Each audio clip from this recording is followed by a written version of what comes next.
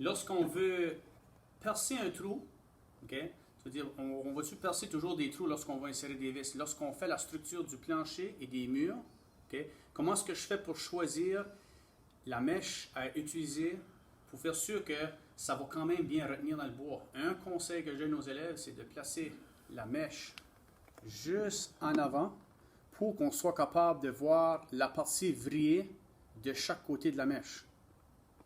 Donc, si vous pouvez voir ça, puis tu peux fermer habituellement ton œil. OK? Maintenant, qu'est-ce qu'on va faire?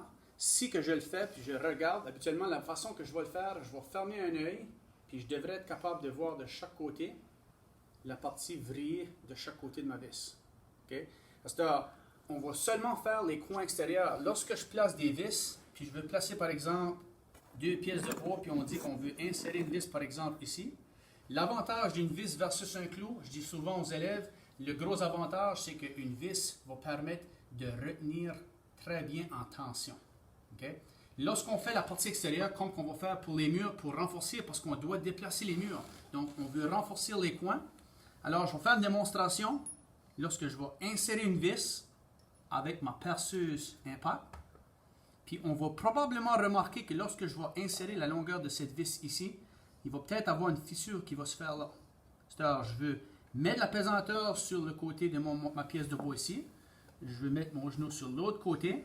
Puis une chose qui est importante aussi lorsqu'on veut visser, okay, on va remarquer que la partie du dessus ici, il n'y a pas de partie vrillée comme ceci. C'est fait pour placer tes doigts. Donc je dis souvent aux élèves, si tu ne veux pas te blesser, on prend la vis ici. Okay. Donc on devrait commencer légèrement. Puis une fois qu'on est rentré un quart de pouce, là, on veut commencer à mettre de la pression. Okay. Donc souvent je vais dire aux élèves, donnez des petits coups.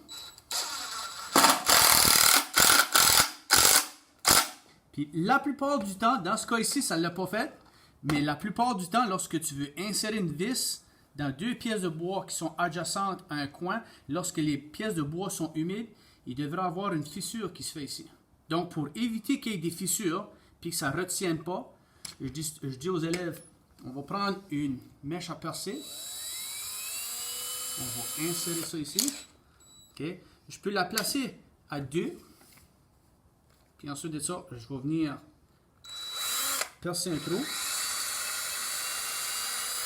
Donc, ce que ça fait, c'est que ça laisse de l'espace à la vis afin d'assurer que ça ne brise pas les coins. Puis ensuite de ça, je vais venir ici. Je veux aussi m'assurer que les vis vont être enfoncées égales à la surface. C'est-à-dire, une chose qui arrive souvent avec les élèves, puis ils brisent le bout des mèches. Par exemple, la mèche Robertson numéro 2 qu'on a ici, c'est ça qu'on va utiliser pour le semestre.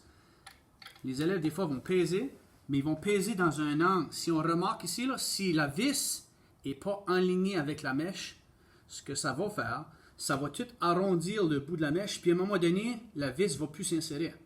Donc, c'est important de faire sûr que la mèche ici est alignée avec la vis ici pour faire sûr que lorsque je veux l'insérer, puis il faut qu'on mette de la force.